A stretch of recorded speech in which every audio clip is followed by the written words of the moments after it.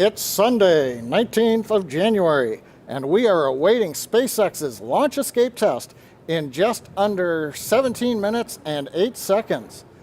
The test today is to demonstrate the effectiveness of our launch escape system.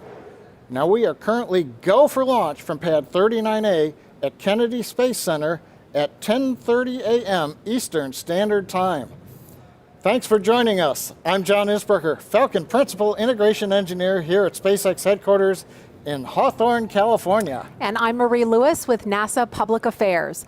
The purpose of today's test is to demonstrate Crew Dragon's ability to safely fly astronauts away from danger and separate from the Falcon 9 rocket during an in-flight emergency. Now, SpaceX's launch escape system is a first of its kind, with its 8 Super Draco thrusters built directly into Dragon to push the spacecraft away from Falcon 9 in case of an emergency. You can think of it as a rocket on top of a rocket.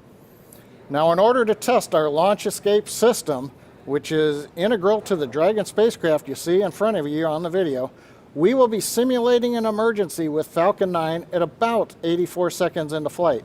This could be a few seconds early or late, as Dragon waits for Falcon 9 to reach a specific velocity before initiating the escape. Now, before Dragon separates and fires its Super Draco engines, it will command Falcon 9 to shut down its engines as part of the escape sequence. Because Falcon 9 is then unpowered, we are expecting the launch vehicle to fully break up at some point, which should create some particularly interesting views. For sure. Now, it's not every day you get to see something like that, so we're going to do our best to bring it to you live as it happens. But a reminder, with the weather and the clouds, we're going to try to find the views that are best. And to be very clear, this is all part of today's test. Within the context of this test, the views that you will see will allow us to validate the effectiveness of our launch escape system. And we're hoping for some very exciting views, but the whole point of the test today is the next step in our multi-year efforts to fly astronauts again from U.S. soil. It's part of NASA's Commercial Crew Program, and it's a partnership we have with SpaceX and Boeing. But this is not the first time we are putting Dragon's launch escape system to the test. If you remember, back in 2015, SpaceX's pad abort test demonstrated Dragon's ability to escape from the Falcon 9 in the event of an emergency on the pad before liftoff. And the Super Dracos in the launch escape system on today's Dragon capsule you see there were successfully static fired this past November. And in addition to the test that you just mentioned, SpaceX also flew a full uncrewed demonstration mission to and from the International Space Station last year with its Crew Dragon vehicle. Now, this was a full end-to-end test of the entire Crew Dragon system, validating that our upgraded Crew Dragon spacecraft could safely dock with the space station. And in addition, our team has conducted over 700 tests on just the Super Draco system alone. Really looking forward to seeing those perform in today's flight. Absolutely. And if all goes well today, the next big milestone will be to launch astronauts, as we mentioned, to the International Space Station. That's part of what we call Demo 2 or Demonstration Mission 2. Now, we're currently just inside of T-minus 13 minutes and 45 seconds and counting down. Now, weather's been a watch item the last couple of days with rough seas, sustained winds in the recovery area. We had to scrub yesterday. We're also still listening. They're evaluating constantly the weather in the splashdown area right now as we're doing the webcast. Now, we do have a 6-hour window today in case we need to wait for better weather or less cloud cover. We've obviously used 2.5 hours of it already, but right now we think this is our best opportunity. Now, if the weather does not cooperate today, we are preserving tomorrow as a potential backup. Now, as a reminder again, this is not a typical launch. We're purposely testing Dragon's escape system under the most extreme conditions. So while we want everything to go right today, we are prepared if everything goes wrong. And if that does happen, that's the whole point. This is exactly why we test. We want to see if there's any potential issues, and we want them to happen now so we can address those before we put astronauts on board. And speaking of astronauts, we have NASA's Darrell Nail at Kennedy Space Center in Florida. That's where the test is taking place this morning. And he has more about what those very first astronauts assigned to fly Crew Dragon will be paying special attention to this morning. Darrell? Yeah, good morning, John and Marie. It's a pretty nice day here at the Kennedy Space Center in Florida. You can see behind us here on the lawn, some of the media have gathered to shoot this launch. And of course, the countdown clock, the iconic one, they're counting 12 minutes until launch. As you mentioned, the first crew members assigned to fly Crew Dragon are NASA astronauts Doug Hurley and Bob Behnken. And they have the most, you could say, invested in the outcome of this test flight. Right now, they are just a few miles away from Launch Pad 39A, which is just behind my left shoulder here. They're in the SpaceX firing room inside the Launch Control Center, where they will closely monitor today's flight abort test. Now, right now, they've been training up until this point, training hard with NASA and SpaceX so they can understand every aspect of Dragon's systems, their spacesuits, and how to respond in a variety of potential emergency scenarios, including an escape from a Falcon 9 rocket in the middle of flight. The end result of that could be an early splashdown in the Atlantic Ocean. Now, both astronauts told us what they will specifically be looking for during today's test flight.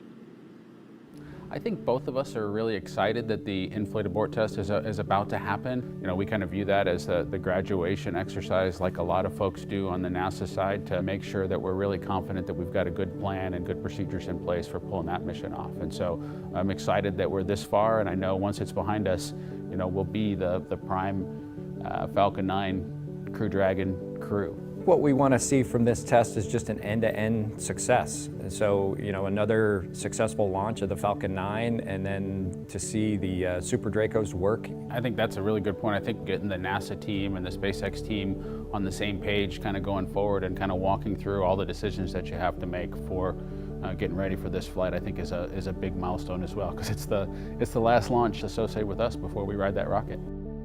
Yeah, that's very true. It is. It's kind of the final exam, so there's a lot riding on it, but also I think it's a culmination of a ton of work from everybody in NASA and SpaceX to get to this point.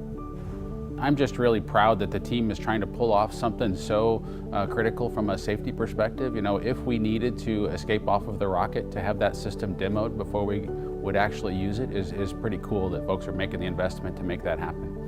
We feel really excited about kind of the progress that SpaceX and NASA have made to this point, and this kind of shows us that we're getting really close to our flight. So to see all these capabilities all put together, all the teams together, and to be able to launch this vehicle, it's just a huge boost of confidence. Now, there's an interesting human side to Doug and Bob's story. They're not just crewmates, but they're also friends who have spent a lot of time together over the years. Both graduated from the same astronaut training class in 2000. Both flew on the space shuttle. Both are married to astronauts, and they were in each other's wedding.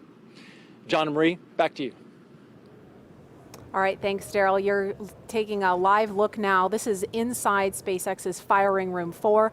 That's where Bob and Doug are sitting today, along with the NASA and SpaceX teams, following along today's test. And this past Friday, they completed what we refer to internally as a dry dress rehearsal. We saw some video of that during Daryl's segment. This is where the astronauts, along with the SpaceX and NASA teams, walk through those steps that they'll take before they get on board for Demo 2. We saw them suit up, and that is really exciting stuff, especially that was the first time we saw them suited up walking out of the astronaut suit-up room, and so really looking forward to doing that for Demo 2. Let's take a quick look now at Crew Dragon. It stands almost 27 feet tall from the bottom of the trunk to the top of the nose cone. And Crew Dragon is composed of 2 main elements. The capsule, that top portion, is designed to hold crew and pressurized cargo, and it has an unpressurized section known as the trunk that's down below. For today's test, much of the exciting work is going to be done by the Dragon's 8 Super Draco engines we talked about, built directly into the capsule. Now, to give you a sense of power, when fired together, the 8 Super Dracos can move the spacecraft a half a mile in 7.5 seconds. So from a standing start, the Super Dracos accelerate the spacecraft to a speed of 436 miles per hour. That's a lot faster than a catapult launch from an aircraft carrier. I know, and it's hard to imagine just moving that fast. I was trying to get a feel for it. So I did a little math, and it's about 3 times faster than takeoff on a commercial plane, if you can imagine that. In fact, one jetpack assembly, which consists of 2 Super Dracos, produces more thrust than an F-16 fighter jet at full afterburn. So John, if you were to put that, strap that to your back, you would break the sound barrier in under half a second. Not sure you'd want to volunteer for that. I'd probably break something else too. So that gets us through the major test objective today, Dragon separating from the Falcon.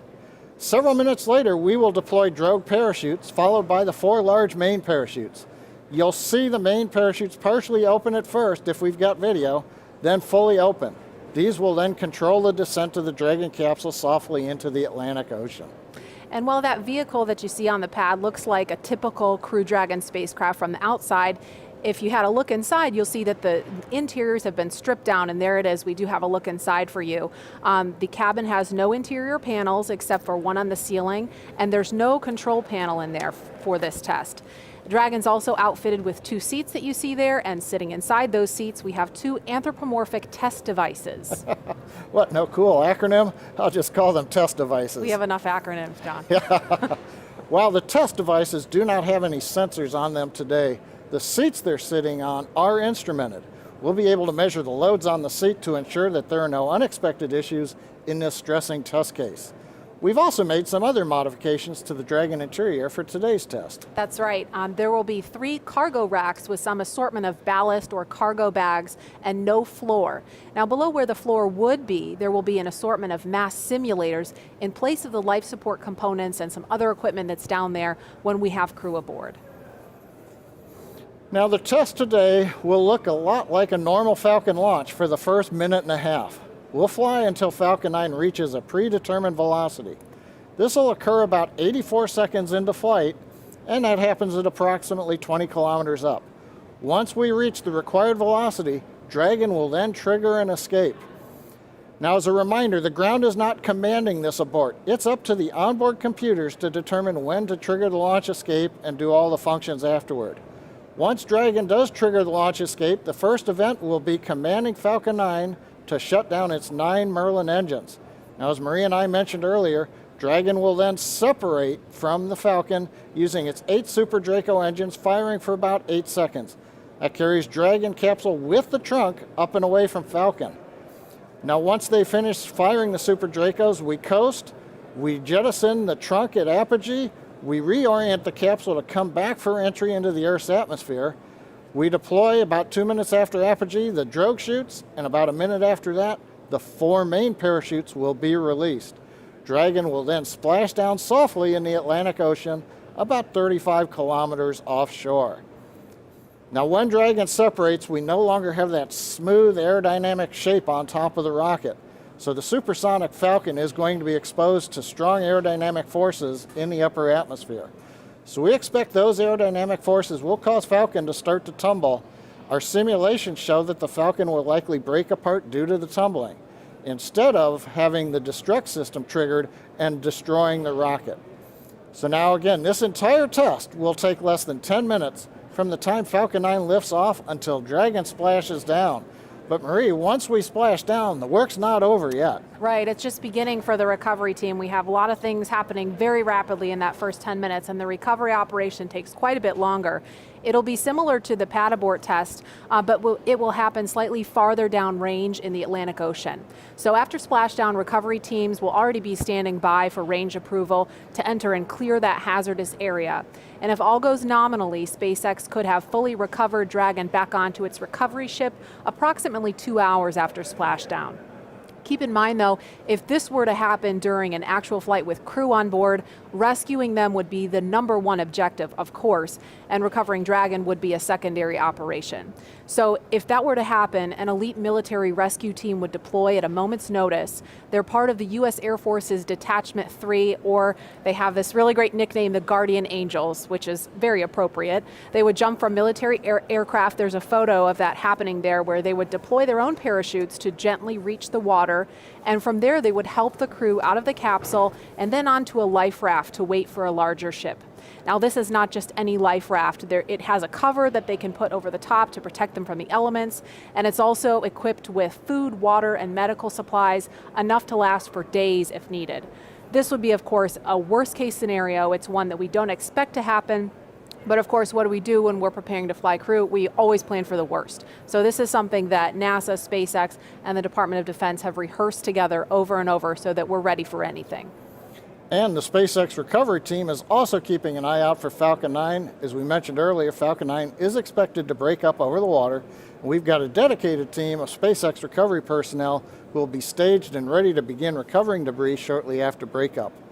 Well, the clock's kicking down rapidly. We're just over T-minus 2 minutes and 14 seconds from liftoff. You've seen the crew access arm. It's back. That was retracted away from Dragon at T-minus 42 minutes. A few minutes after that, Dragon launch escape system was armed just before we began loading propellant onto the Falcon 9. So if an unplanned situation arose right now, Dragon would perform an escape. Now currently the engines are chilled in for launch on the Falcon. The Dragon spacecraft is waiting for liftoff. We have retracted, and you can see in the video the strongback is moved away just about 2 degrees in readiness for liftoff. We have also finished loading liquid oxygen onto both the stages, so the Falcon 9 is just about ready. The large white cloud you see coming off of the side, we're venting down the pressure from the liquid oxygen supply lines in the strongback in preparation for launch. The last event you're going to hear, start up at 1 minute when the computers take over and the launch director go at 30 seconds. And we're coming right up on that in about 15 seconds now. We'll be just a minute from liftoff. And Falcon 9 is, as you just heard, is moving into those final stages of the final countdown for the in-flight abort test today. So far, weather's looking okay. We're hoping it's going to continue to cooperate, and the range is green for launch. Now, if for some reason we scrub today, we will shift to our backup launch window, which is tomorrow at the same time. Again, this is just a test. We're fully expecting Falcon 9 to break up, so don't be alarmed if you see that happening live. And with that, let's listen in now. We're just 45 seconds from the final countdown.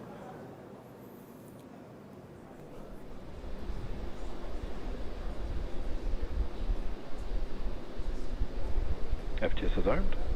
Go for launch.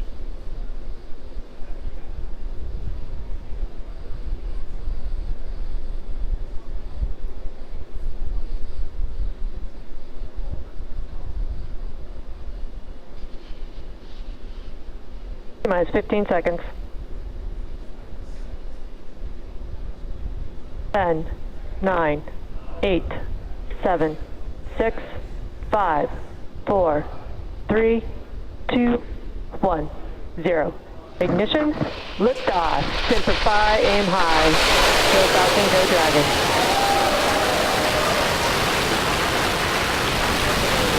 Vehicle is pitching downrange.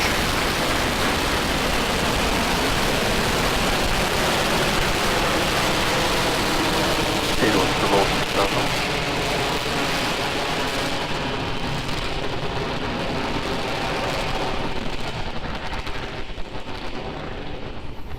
T plus 30 seconds. Falcon 9 with the Crew Dragon capsule is heading east from pad 39A. Everything looking good right now. As we get ready for max dynamic pressure, we are now throttling down the first stage engines on the Falcon power 9. and telemetry nominal. Everything continues to look good.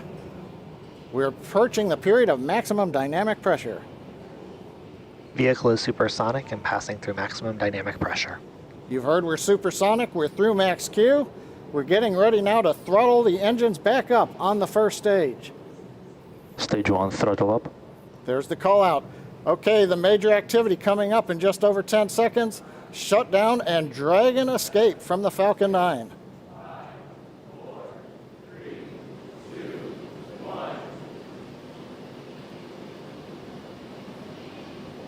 Miko. Dragon launch escape initiated. Dragon's away. And you can hear some really loud cheering in the room. Okay, you just saw a bright flash there. It looks like that may be Falcon 9 breaking up. We've got some loud cheers here in Hawthorne, the folks that just watched live the Dragon separate. The next milestone we have coming up at 2 minutes, 25 seconds, we're expecting to see the trunk jettison.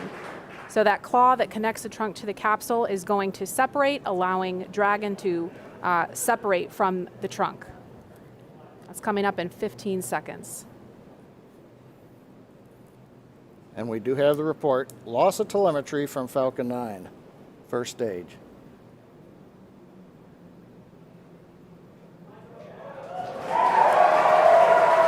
And there you just saw the trunk jettison. Again, some really loud cheers here in Hawthorne, California. This test is looking great so far. Nice view from the back of the Dragon capsule. We're also trying to see if we get the view there on the right-hand side from the aircraft that's orbiting the area. Now the Dragon control system is now going to be reorienting the capsule. We're at a high altitude where the aerodynamics are negligible. So we're going to use the small Draco thrusters on the Dragon capsule to reorient it. That gets it in a position with a heat shield down to re-enter the Earth's atmosphere, and then later to deploy the drogue parachutes. Now those drogue chutes, we expect to get confirmation that those have deployed at T plus 4 minutes and 48 seconds. So we've got just a little bit of breathing room before we hear that happen. Those parachutes are protected during ascent, on orbit, and re-entry by a panel that's up near the nose cone of the capsule. So we're going to jettison the panel, then the mortars will fire to deploy those 2 drogue chutes. Again, that's coming up in just over a minute at T plus 4 minutes and 48 seconds.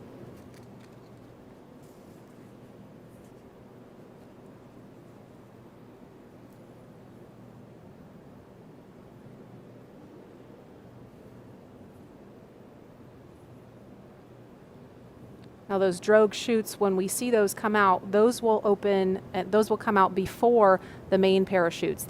Those drogue parachutes are what we use to begin to decelerate the Dragon capsule in preparation for splashdown. We understand we're getting into the drogue deploy envelope on the Dragon capsule. We expect that will happen when Dragon is at about 20,000 feet.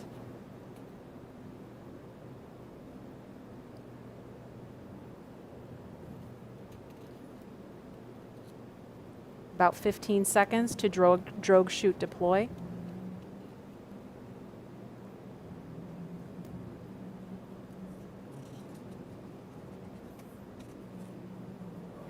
And there they are. Drogue chutes are out. Again, some major cheering going on here as every stage of this test unfolds. Now we're going to be getting ready for the main chutes to deploy.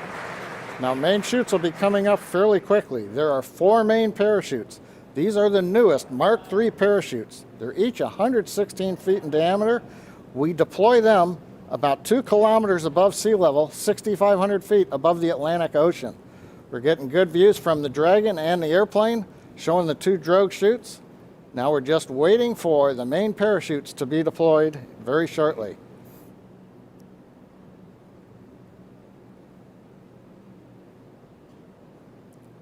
And we have the view from a different camera on Dragon showing the 4 main parachutes.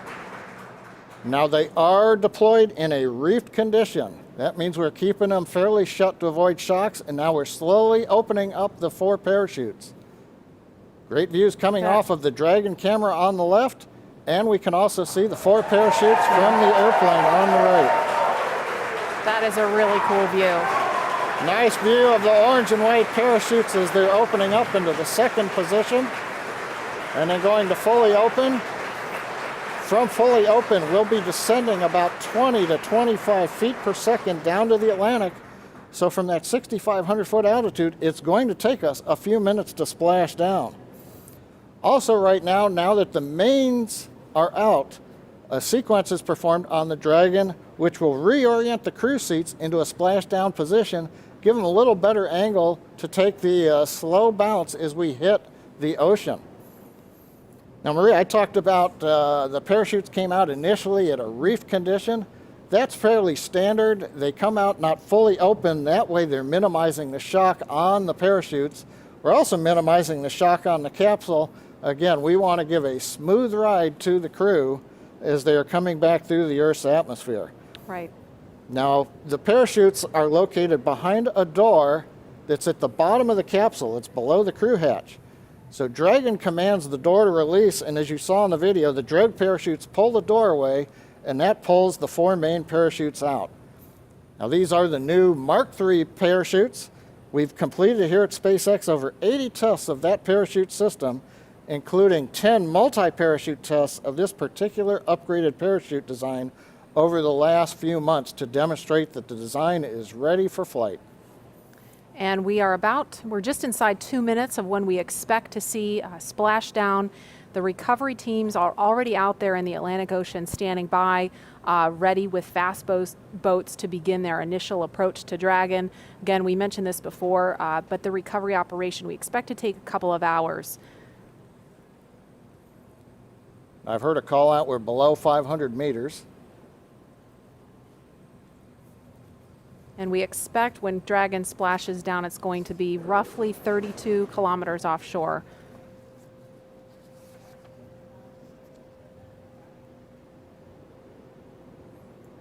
Again, we're looking at a live view. So far, all things have appeared to go nominal for this test. All things looking great so far. We saw the 4 main parachutes deploy. You're looking at them now, fully open.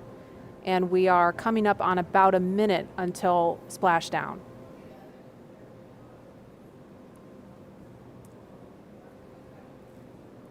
I think we may have heard a call out of 100 meters to go. Yeah, I just heard that too. Yep.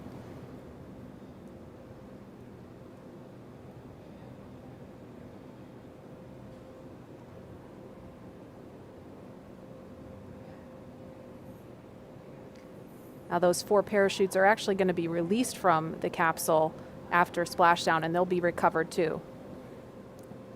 And we are down.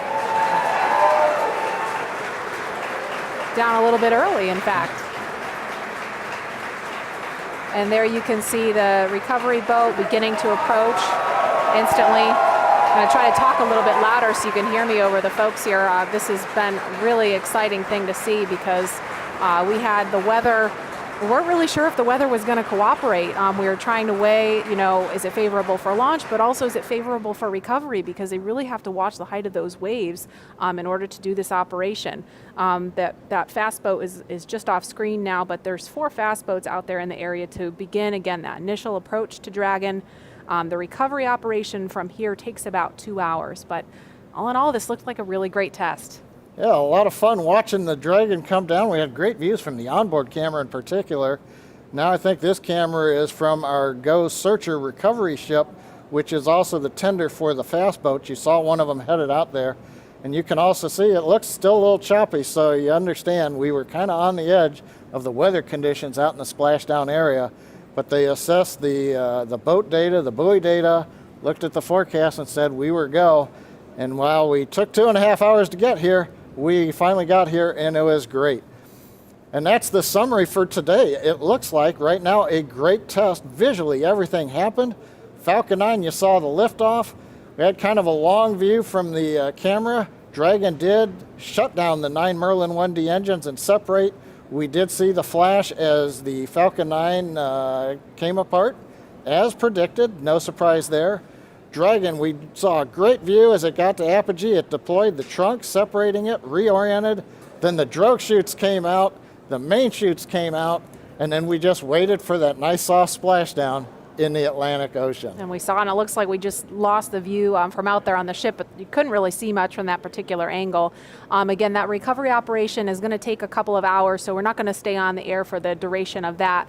But we are going to be back for a news conference coming up at 11:30 Eastern time this morning. That would be, let me do the math real quick, 8:30 Pacific time. We're going to hear from NASA and SpaceX leaders about their initial thoughts on this test that you just saw. Of course, everything looked fantastic, but there's going to be a lot of data to dig into. They're going to also collect those parachutes, get a lot of data from that, and then see what the next steps are on the path to Demo 2, when, of course, we're going to be launching NASA astronauts Bob Behnken and Doug Hurley. So stay tuned for that news conference. It will be carried live on NASA TV. If you're watching on the web, just tune to nasa.gov/live so you can see that coverage. Again, that's 8:30 Pacific time, 11:30 Eastern. Thanks so much for joining us for this morning's test.